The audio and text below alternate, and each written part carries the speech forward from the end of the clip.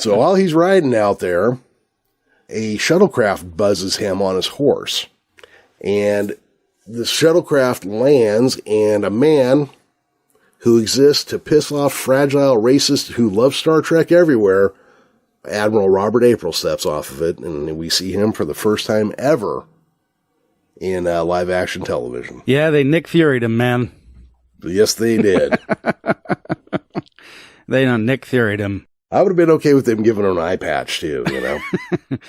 No, yeah.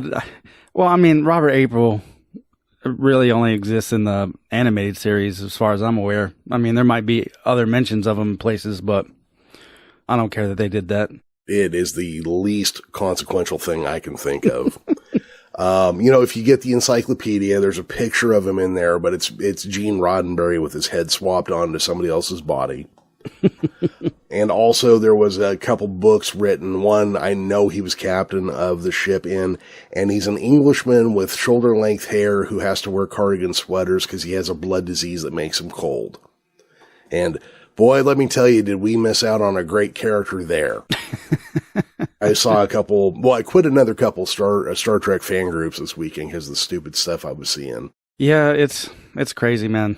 It really is. It really is. I mean, if this is what your life has come to, I just don't get it, you know.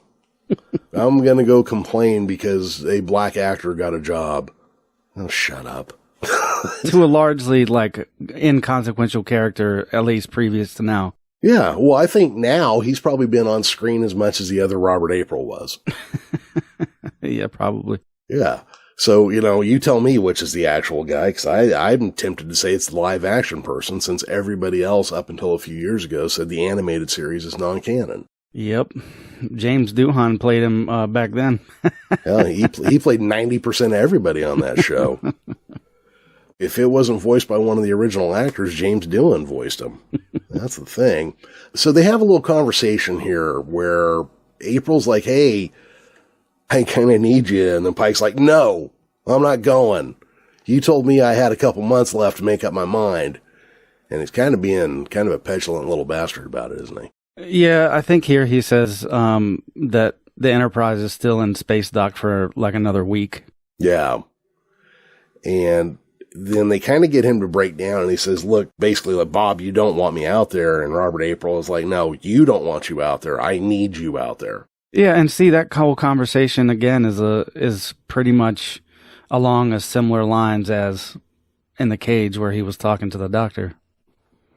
Not exactly word for word, but the gist of it is there. Yeah, they just needed a martini, and it would have been a pretty close scene. Well, we get that later. Mm-hmm. This is true.